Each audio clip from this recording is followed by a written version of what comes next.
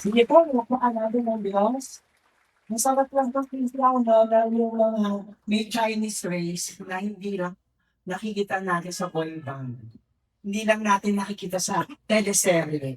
We have seen young people, next generation, na kasi single din, and yet makakapag-relate tayo kasi next generation din sila. Honoring God and making disciples. Kita niyo po yung sinabi ni this guy, the first guy na nakasabi sa Bible, yung sinabi niya yung Macau ay maging open door for other nations, particularly sa China. At sabi niya, it's not just but it is not just a door, but a mission force.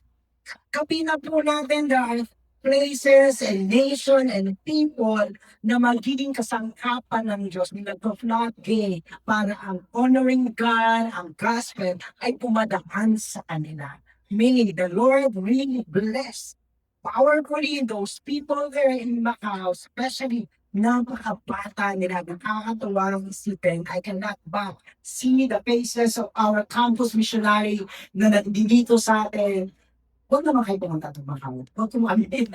Anyway, that they are also and are honoring God and making disciples. Sino dito ang nag-pray kanina? Answered prayer po tayo, walang ulan ng hapon. Kung answered prayer po kayo. Kasi po, usually kapag hindi maganda ang panahon, kaya ang mga suggestions sa aming mga pastor, kung magkano kayo na Sunday service, ay umaga o hapon, o umaga kayo, usually sa hapon ang ulan. So pray ako lang, pray, Lord, baka lalo umulan, and thank God, we have answered, the Lord answered our prayer. We are gathering together. Gawin niyo po, alam niyo po, as a pastor, I like us gathering together always, regularly. It has connections sa bawat isa. Pero as a pastor, I still go to be closer. Kaya nga ang ginagawa ko, pag naisip ko, pag preaching naman, nakaka-connect naman ako sa kanila. O kaya worship sabay-sabay kami, ang isip ko kayo, but that's still connective, right? And as a shepherd, you want to have a closer encounter connection sa atin. Kaya minsan, 200, 250, minsan almost 300. How can we be connected to one another? Ganun kadami. Kaya gumagawa ako ng device. Pag umpisa ang maaga, ikot-ikot ako dyan. Hello, hi! Pag magtapos, pupunta ako sa dulo, kakamayan ko, at I was able to bridge some gap and then to be connected. At doon na ako nagiging minister sa kanila dahil kasi nagkakaroon ng connection. Ang isa pa, mangguwa ako sa connection dahil may personalized, ay ang ating, hindi Tyson offering. It is our part in our Tyson offering, yung ating prayer request. Ito kumangguwa ako kasi I was able to really, baka hindi ko kayo kitala, o minsan sa sobrang dami, hindi ko alam na nakakasunod ko sa St. Paul, sa Portuguese sila, hindi ko alam. Pero nakakatulong sa akin yung prayer request na nando doon. May problema po, ang dami, anonymous. Uulakan ko. Tapos yung iba naman, may pangalan, sino po sila. So, minsan I was able to really be connected to the person kung oh, wow. Tapos, again, I become the pastor, the one who can pray for them. Bakit importante ang prayer? Kasi tingnan lang, ang prayer is bridging the gap and then nag-establish ng relationship kay God at sa bawat isa. Kaya baka ako napapag-pray, palagi yung prayer request. Alam ko na yun kasi nasabi niya yung progress. May mga prayer request dito, kilala ko na siya, 2 years na kami nun. Yun ang pinag-pray namin, di ba? Alam mo kung sino ka. Napag-pray namin, pitulo ng lupa, right? Meron din kami napag-pray, hindi po siya ganaan dahil una parang God, basta siya dahil kasi nag-pray ako lahat ng service, Kaya pag ngayon po ang ginagawa, kung sino yung pastor, huwag ka lang mag-preach, mag-pray ka. So kukuhain ko po yung mga prayer request mo. Meron pang doon, lahat umaga, tanghali, hapon, meron doon pa-pray ng pa-pray sa asawa niya. 20 years na daw hindi bumabalik sa simbahan, hindi bumabalik sa Lord. Anong kung pangalan noong nagpapapray at yung pangalan noong pinapapray ng asawa ng husband. Alam mo yung pangako na iba't kailangan nagpapapray na why? Pero naman mo na yung pangalan. Hindi finally, nagkakilala kami.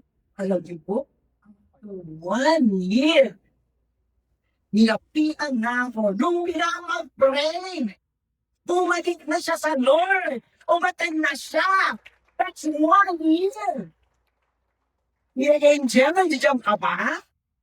Doon, kaya bago pa kami nagkakilala ng diretso ni Kuya Angel, magkakilala na kami ni Ate Loli. Kasi kakilala ko na yung kasawa niya, yung husband niya, na patuloy na pinag-pray. At ngayon, kami ni Kuya Angel mo ay Bessie, ay kasama siya sa aking victory group.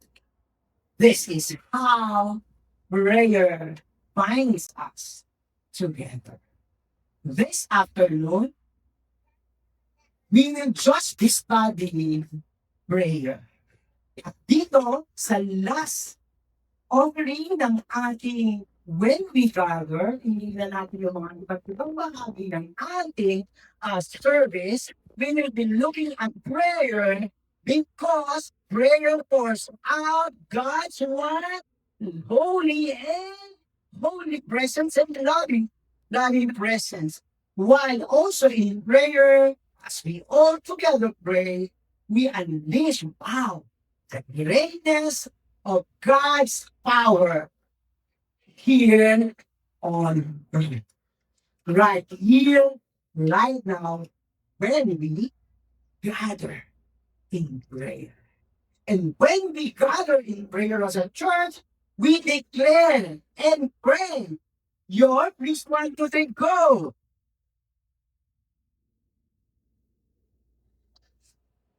Yan po ang inagi natin hinihilan. Let's go over it and let's study the power of God through the church sa pamamagitan ng prayer. Let us all stand up. Let us open our book in Acts 4:23 to 43. That is in page 532 in your Bible. Page 532. Are you in my same page na po ba tayo? Ay, paano ba yun? 532 verse 12. Are we in the same page? Say amen if you are. Let's read. 1, 2, and go. When they were released, they went to find friends and reported what the chief priests and the elders had said to them. And when they heard it, they lifted their voices together to God and said, Sovereign Lord, who made the heaven and the earth and the sea and everything in them, who through the mouth of Father David, your servant, said by the Holy Spirit, why did the Gentiles rage and the people plot in vain? The king of the earth set themselves, and the lords were gathered together against the Lord and against his anointed one. For truly in this city they were gathered together against your holy servant Jesus, whom you anointed, both Herod and Pontius Pilate, along with the Gentiles and the people of Israel, to do whatever your hand and your plan has predestined to take place. And now, Lord, look upon their threats and grant to your servants to continue to speak your word with all boldness, while you stretch out your hands to heal, and signs and wonders are performed through the name of your holy servant Jesus. And when they had prayed, days which they were gathered together was shaken, and they were all filled by the Holy Spirit and continued to speak the word of God with boldness. 32. Now, the full number of those who believed were one heart and soul, and no one said any of these things that belonged to him was his own, but they had everything in common. And with great power and us were giving their testimony to the resurrection of the Lord Jesus Christ, and great praise was upon them all. Thank you, Lord, for the reading and even declaring the power of your word and the power of prayer in that words, Lord, na binigay mo sa amin. This we pray in the name of our Lord Jesus Christ. Amen and amen. Be seated. Kahit pa nung founding days ng church, which is in Acts, makikita ko po agad natin kung paano ang prayer naging pundasyon ng simbahan ng Diyos. Let's take a look here in Acts 1 verse 4. All these with one accord were devoting themselves to what? To prayer together with the women and Mary the mother of Jesus and his brothers. Ito nung umakyat si Jesus Christ sa langit, bumalik na siya sa langit after he resurrected. Sabing ganun, iniwan niya yung kanyang disciples. Anong ginagawa nila? All together, they are praying. At nung una rin panahon na nagkaroon sila ng major problem kasi si Judas ay wala na sa kanila, nagkulang na ang apostles. What did they do? And they prayed and said, you, Lord, know the hearts of all. So, which one of these two you have chosen? Sino makapalit kay Judas?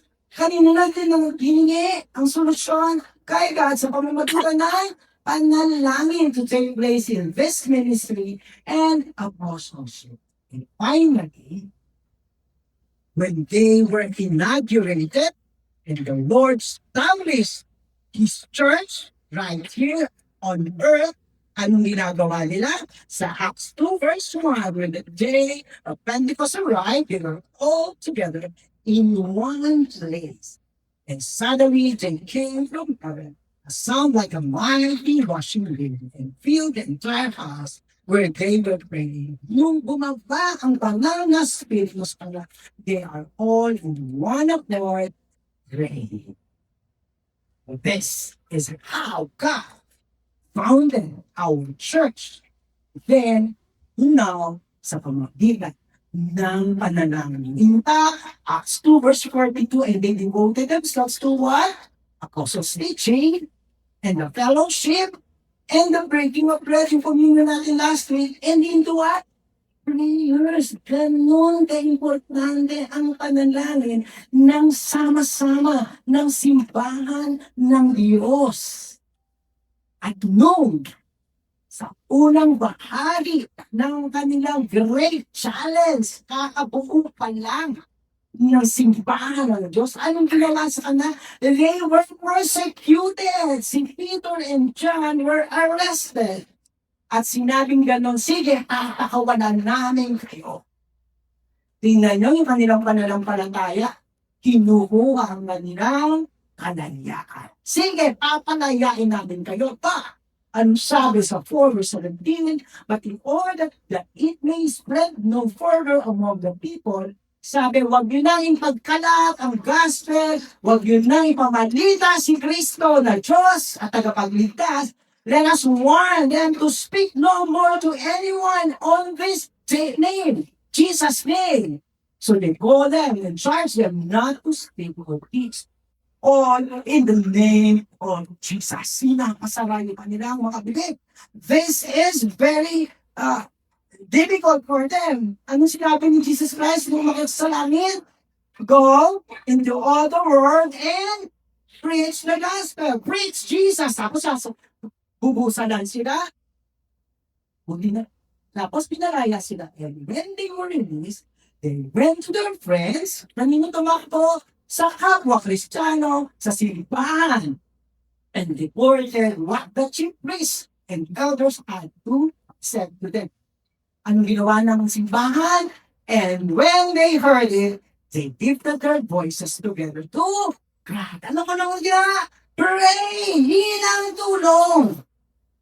The church's immediate and primary response to all problems and challenges and to the normal law of life is to what? to pray. Sino ang first go-to natin? Hindi si 5, 6, hindi. Sino ang first go-to natin? God is our go-to.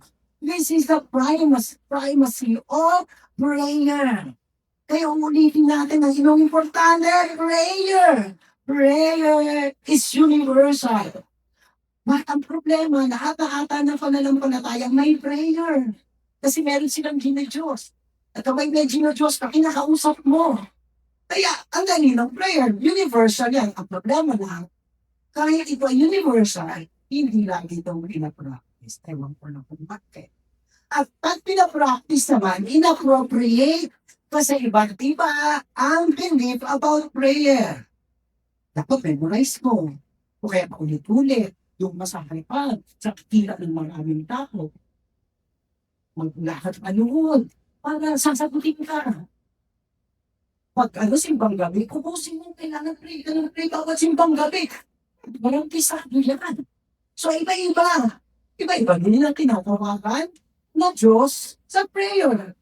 Ang problema nito, this includes Christians. Kahit tayong mga Kristiyano, may mali-mali at iba-iba tayong paniniwala. To many of the Christian, ang pagdarasal is approach and fits it need.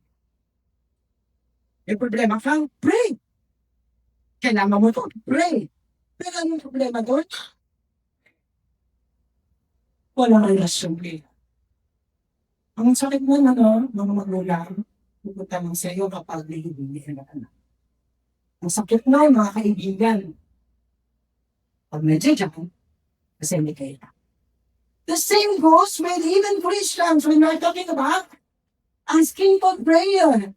Wala relasyon kay God at walang kingdom of God purpose. Balikan natin yung first church. Tignan natin yung kanilang prayer. The immediate response, may problema, huhulihin tayo, to the point papakayin tayo sa kanila, pinapersecute, life and death yun. Pag hindi sila sumunod. Ang ginawa nila, tumawag kay God and said, Sovereign Lord, who made the heaven and the earth and the sea, everything in the boom. Yung tinawagan natin sino? The Sovereign God. Agad-agad. Yung pinaproblema natin sa mundong ito, sino gumawa? Hindi sila. Pero minsan, dito sa mundong ito, maraming problema. Pero sino ang nagkapaglit? Ng mundong ito? Si Sovereign. Hindi lang basta tinawag ng Lord, yung Sovereign pa kasi ipinun sila sa pinakamataas na pwesto. Pag sovereignty, ibig sabihin in comparison to other powers. Sovereign. Who through the mouth of David, your servant, said by the Holy Spirit, their prayers showed their intimacy and knowledge of kilala nilang Diyos na tatawagan nila. At alam nila pag sinabi ng sovereign God, kapag binitang mo ang Kristiyano, katang Lord!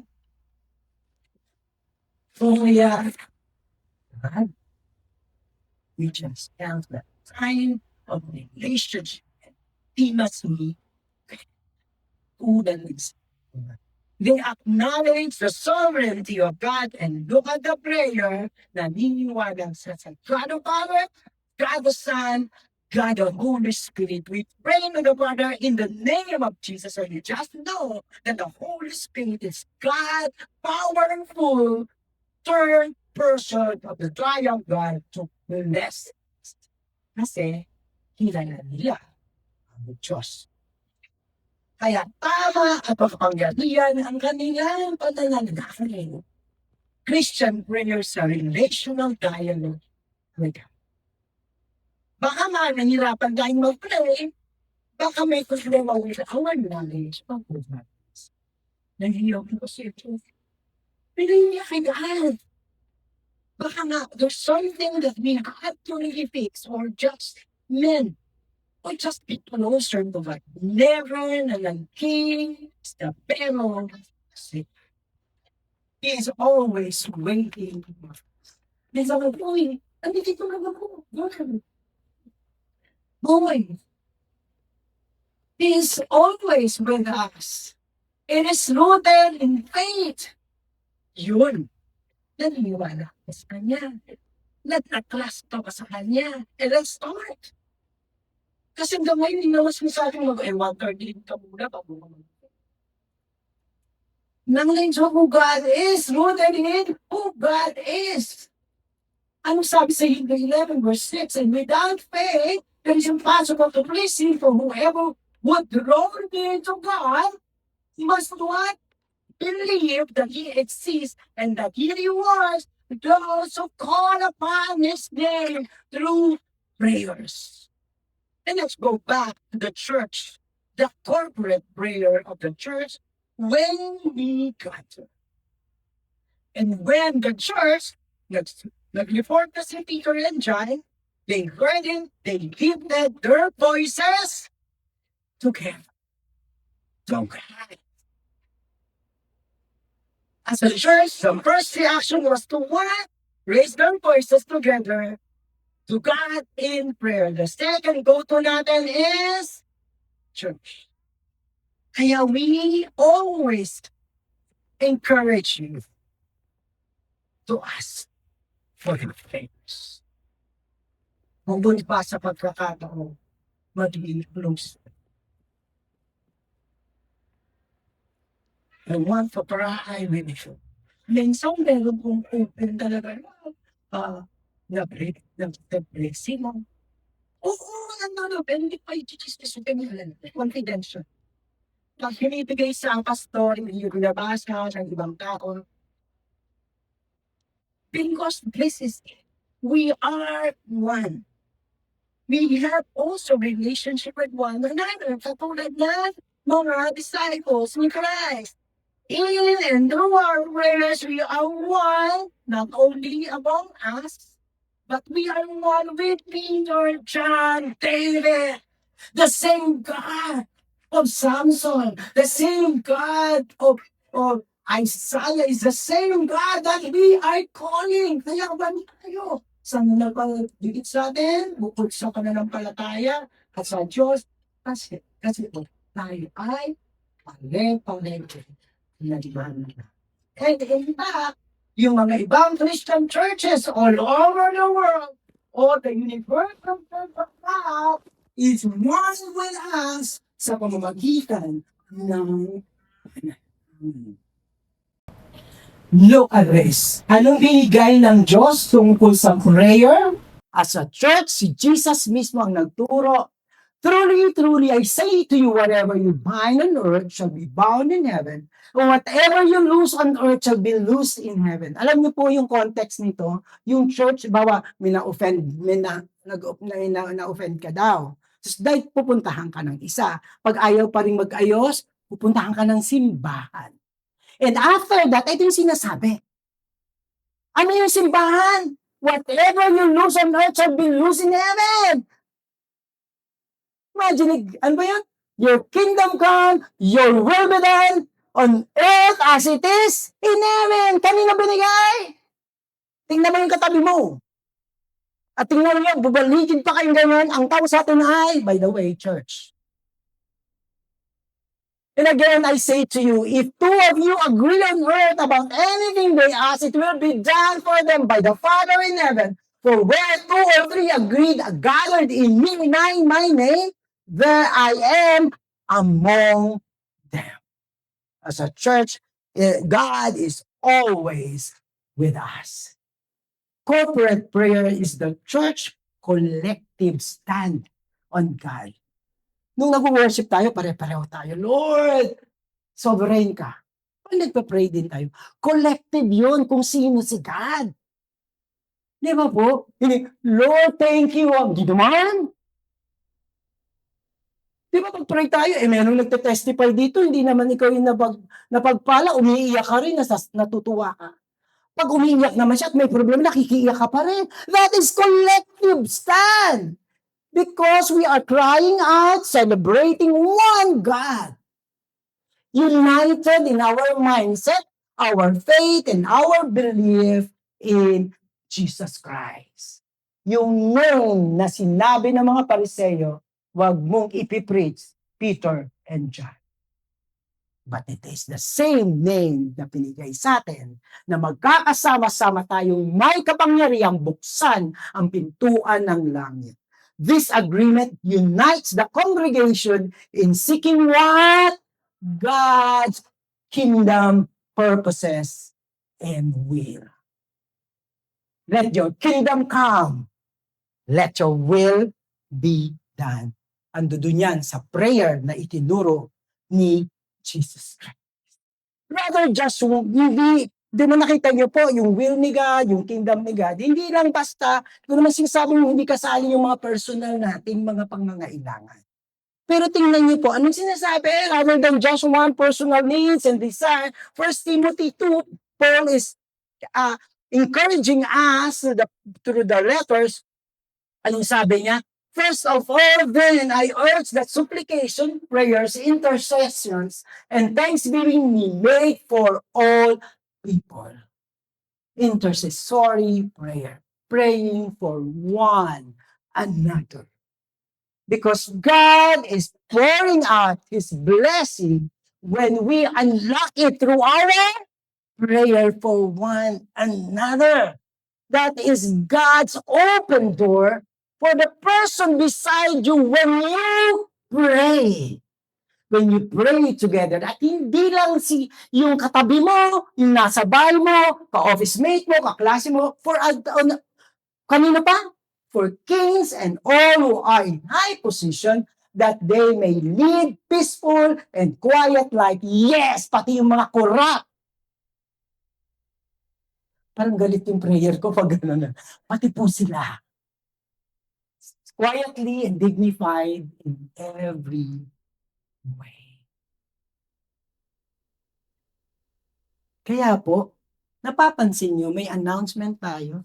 Dapat nga to every week eh. Pero dito, once a month. Every first Thursday, may prayer and worship night.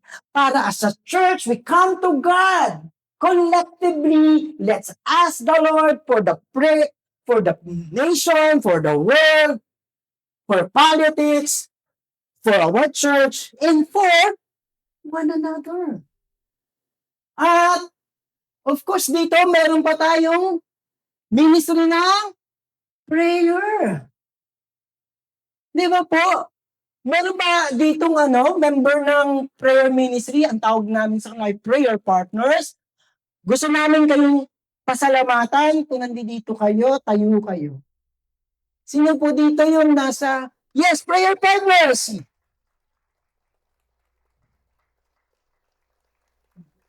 They are the tower in the pew. Ando doon sila.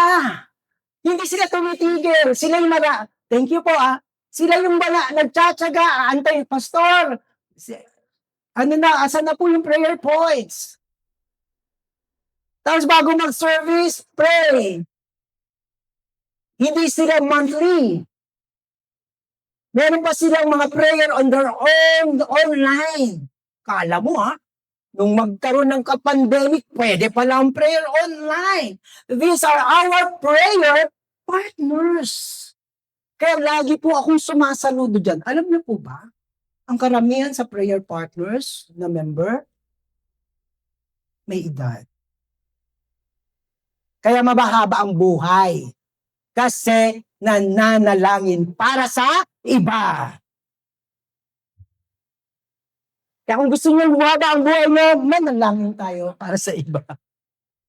The Kingdom of God Mindset Prayer. Kung ngayon nyo lang ito na-meet yung Kingdom of God Mindset Prayer, ako lang ito nag-invento niyan. Let's look at the verse kung bakit merong prayer na Kingdom of God Mindset. And in fact, this Kingdom of God Mindset prayer is our commitment to God. It talks about our commitment to God as a church. Balikan natin yung prayer nila. Look, in 25. Who through the mouth of our Father David, your servant said, by the Holy Spirit. Tingnan niyo po, why did the Gentiles rage and the people plot in vain? The kings of the earth set themselves and the rulers were all together against the Lord and against His anointed one. Gentiles, rulers of the world, nagkaka-collab sila against whom? Jesus Christ. At for truly in this city they were gathered together against your holy servant, Jesus, whom you anointed, both Herod and Pontius Pilate, along with the Gentiles, and even including, sino kakalab nila against Jesus? Israel. Yun yung prayer nila, Lord. Paano naman to? Kalaban namin lahat. Pero pag tinignan po natin, yung prayer na ito, it is, this particular part, it was already sinulat sa Psalms 2. Na ang sabi sa prophecy sa Psalms 2, magkokolab ang lahat sa mundo against Jesus Christ, against you and me, kasi church tayo. So agad-agad, nandoon na yun. Yun yung pinag-pray nila. But look at their acceptance of the prayer. To do whatever your hands and your plan has predestined to take place. Hindi sila nagreklamo.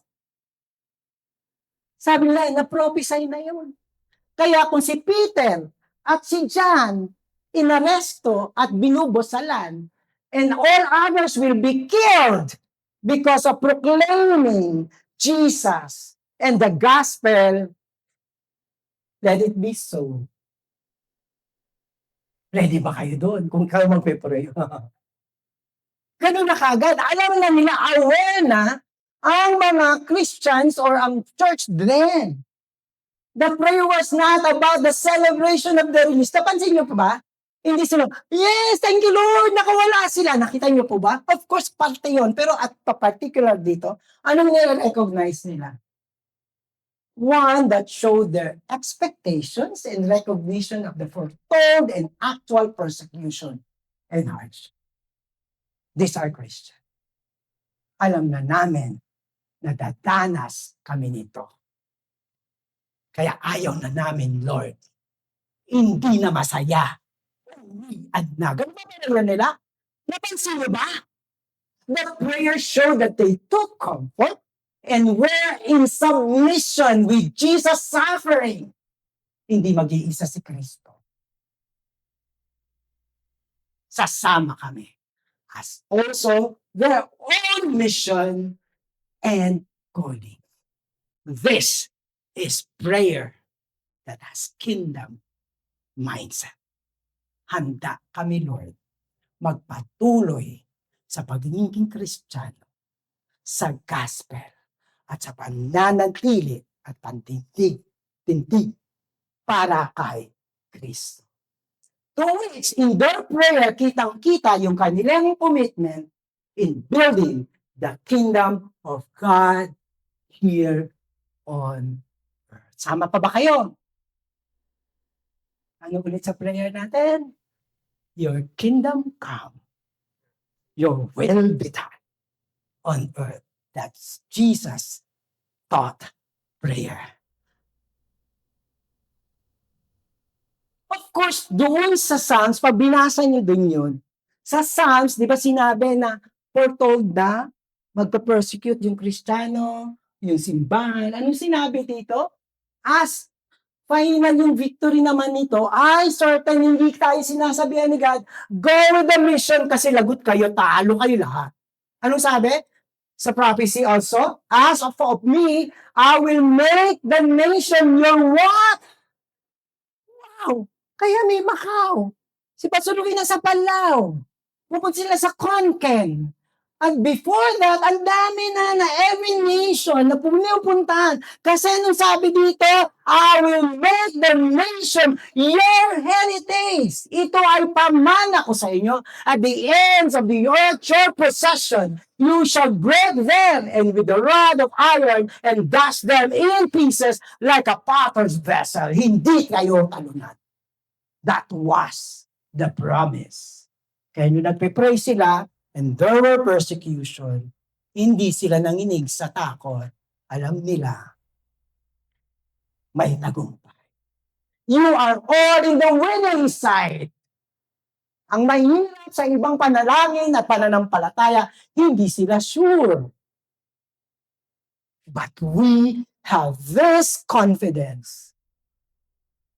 Kaya, balikan natin yung prayer nila, but will not fully occur until Jesus returns. Kaya ang prayer nila Peter, nila John, and now, ngayon Lord, abang hindi pa nangyayari, yung full conquering namin, look upon this threat and grant to what? Your servants to continue to speak your word with boldness. Kaya Lord, bigyan mo kami ng lakas. Hindi kami tamaan ng tamad o ng takot. Yun yung panalangin. That is the kingdom of God mindset prayer. Where you stretch out your hands to heal and signs and wonders are performed through the name of your Lord servant Jesus Christ. Sino tinawagan nila ulit? Si Lord. At alam niyo ba ano ibig sabihin nito? Stretch your hands. This is an Old Testament thing. Na kapag sinabi stretch your hands, the power of God is able to fulfill His mission and purpose. Hawak mo yun sa panalangin. Lord, stretch your hands. Na itong kapatid kong ito ay tatanggapin ka. Hinihiling ko ang iyong kamay. Kaya may laying of hands tayo. Mayroon tayong kapit kasi ang sinasabi natin is symbolical of the stretching of God's mighty hands that He is able and too willing to fulfill what He promised since creation and even before that. Ang plano ng Diyos ay mayroon siyang kapangyarihang gawin. At ang hiling natin ay bigyan tayo ng empowerment of the Holy Spirit. Napansin niyo ba? Si Pastor Rui, bago siya pumunta sa Palau, ilang beses siya pinanangin. Ilang beses siya sinend off. Oh, because we believe, we ask God to equip and empower us. Kaya kami, pag sa inyo sa ending ng prayer, God bless you. That is stretching forth of God's hands to you for your blessing and for the purpose of His kingdom. Prayer is not demanding from God. Not an entitled, nepo baby, trust fund. Lord, minsan ka yung attitude eh. Hindi kinagaslight si God. Lord, ginawa ko to di ba? Sabi mo eh. That's a very different attitude of prayer. That is not kingdom of God. Prayer. It is not only for self and with this worldly mindset. Hindi lang tayo nabubuhay sa mundong ito. Kaya kingdom of God, let's also be concerned about what is not seen here, what is more eternal, the eternal values. We pray with that kind of mindset. But true prayer is God-centered and also focus on others. This is the kingdom of God mindset. Let your will be done. Here, let your kingdom come. Prayer is submission to the will of God. Ang sabi ni Lord, ni John, so 1 John, and this is the confidence that we have toward Him, that if we ask anything according to His will, He hears us. And we know that when He hears us, in whatever we ask, we know that we have the request that we have asked of Him. Whatever we ask. Ay, gamit na gamit yan. Sabi Ano daw ang hingi mo kay God, ibibigay niya sa inyo. Sandali magkakadinlinawan tayo We ask anything according to what? His will. Mamatay na po sana sa Lord. Pwede ba yun? Pwede ba namin, ang dami ko nang nakita, whatever, pinipreach pa minsan, whatever you ask, in Jesus' name, bam, meron. Pero meron siyang ganun. Because that is the kingdom of God mindset prayer. And this is the confidence in prayer. And this is the confidence. I want you to get into your hearts and hands the confidence to pray to God. Binigay niya yan sa atin. Ang manalangin sa pangalan ni Kristo. And this unleash the power and the greatness of God. Prayer opens the door for us to come in His holy and loving presence. Jesus taught His followers to pray in sincerity, align their requests with the kingdom of God purpose. And dito po, yung Lord's Prayer, pray them like this. Our Father in heaven, hallowed be your name. Please everybody, go.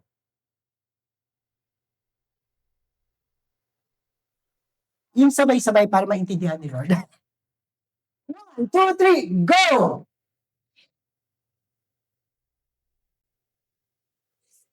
Isa pa, with confidence.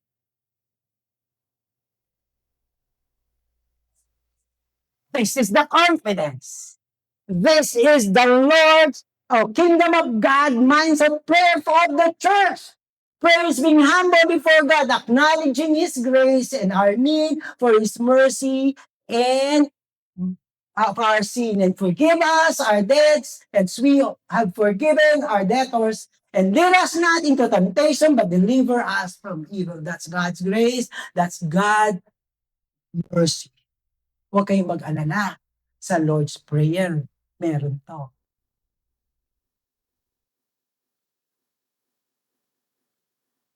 Yung daily needs natin, yung, hindi naman lang, Pastor, anong kakainin namin?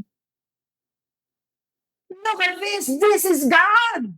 He taught us, and this is a prayer. The Lord's Prayer, give us this day our daily bread, our pangarap sa mga anak, sa trabaho, sa negosyo. Hinihingi pa rin yan sa panalangin kay God. And what happens? When they pray, the power of God in and through their prayer. Balikan natin ulit yung mga disciples. And when they had prayed, the place in which they were gathered together was shaken. And they were filled with the Holy Spirit and continued to speak the word of God. With what? Diba ano yung prayer nila? Lord! Anong ginawa ni God? They were shaken. Kaya yung kailangan nilang boldness, yung kailangan nilang faith, ay tinuloy. And they spoke about Jesus and the gospel. Their prayer was immediately answered. They were shaken as the gospel, Jesus and the church shook the world. Dumating dito yung gospel. Kasi may nag-pray. At yung nag-pray, sinagot in power. Umabot sa atin. Si Peter, si John, si Paul stood in their prayer. The Lord gave them the empowerment. And the Lord continues to do so until now. Until the end of time. And once again, our confidence? Prayer. What is again given to the church? The power of God and prayer. Dinugtong ko na ito in the context of prayer, now the full number of those who believe are one heart and soul. And no one said that any of things that they belong to him was his own. But they had everything in common. Kaya, bakit nila ito nagawa? Nagpapray po sila. And because of the prayer, they're being binded together. And because of the prayer, pati nilulusaw yung kanilang, akin to. Hindi ako sa inyo. Bahala na kayo sa buhay nyo. Sige nga, kaya tayo, let's pray for one another. Let's be concerned to one another para pagpalain siya, pagpalain ka, pagpalain tayong lahat. And we, the great power of the apostles, were giving their testimony to the resurrection of the Lord. Yes, gospel pa rin. And great grace was upon them all.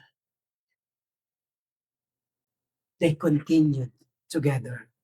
At yung selfishness and feeling of individuality, nilulusaw ng panalangin.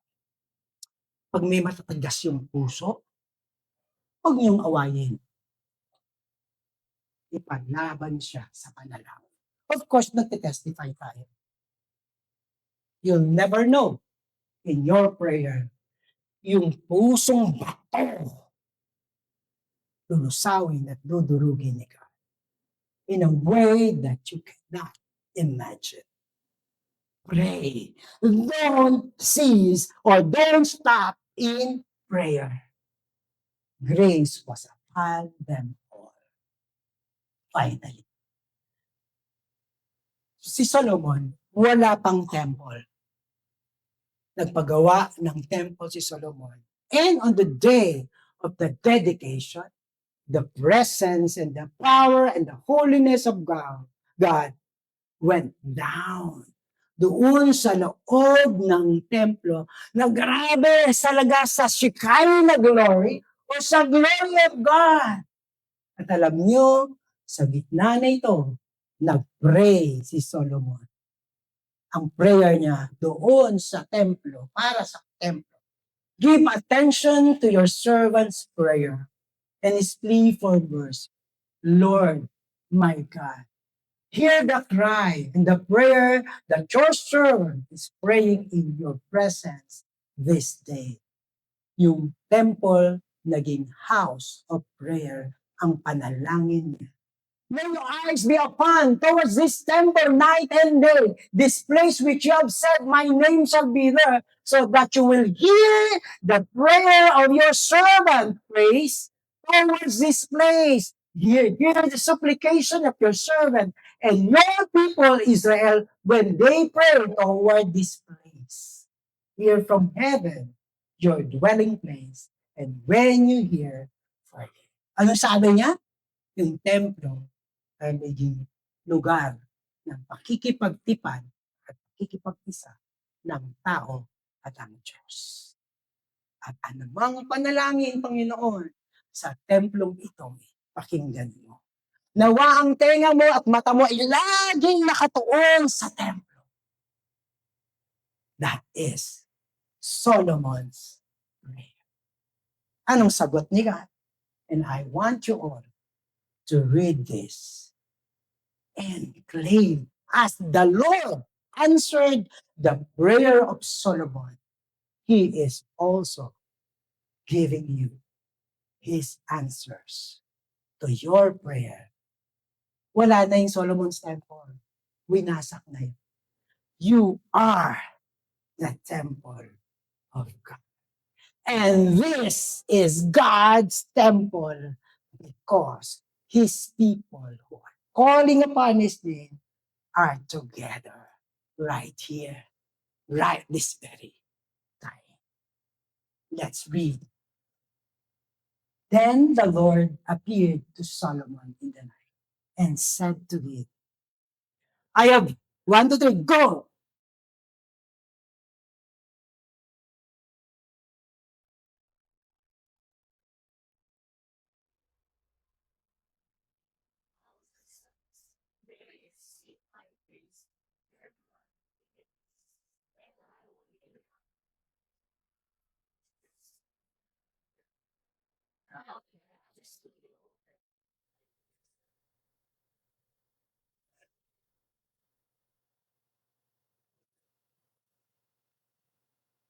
May be there forever. My eyes and my heart will be there all the time. Is listening, is looking, is hearing. Worship the place. This is God's temple, and we are the temple.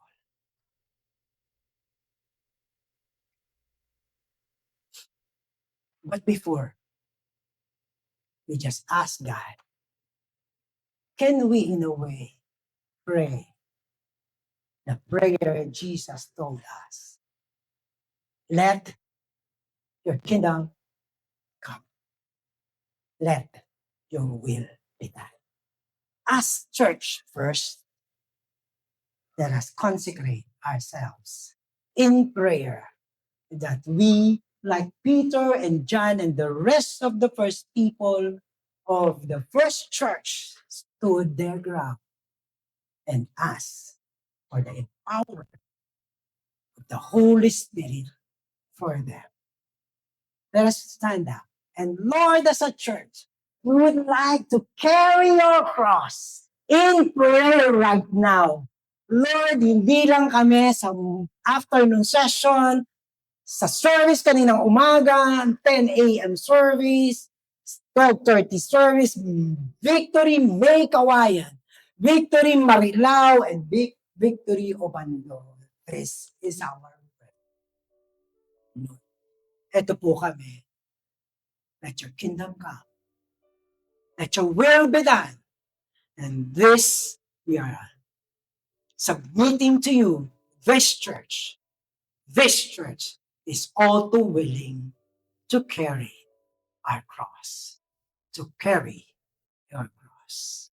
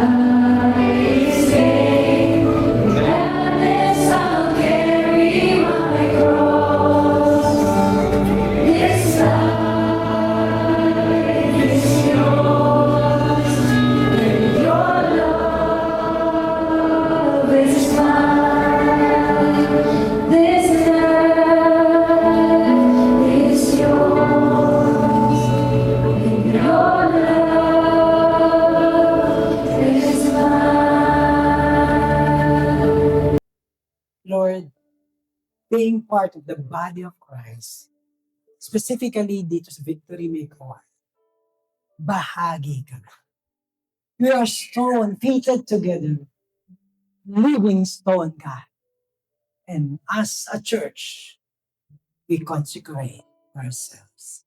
Katulad ng mga unang mga Kristiyano sa Acts 2, kami rin po, Panginoon, may tatayo at ipapanalangin at kikilos of God. Let your will be done. Let your kingdom come on earth as it is in heaven. This is our prayer. In the name of the Father, the Son, and the Holy Spirit. Amen and amen.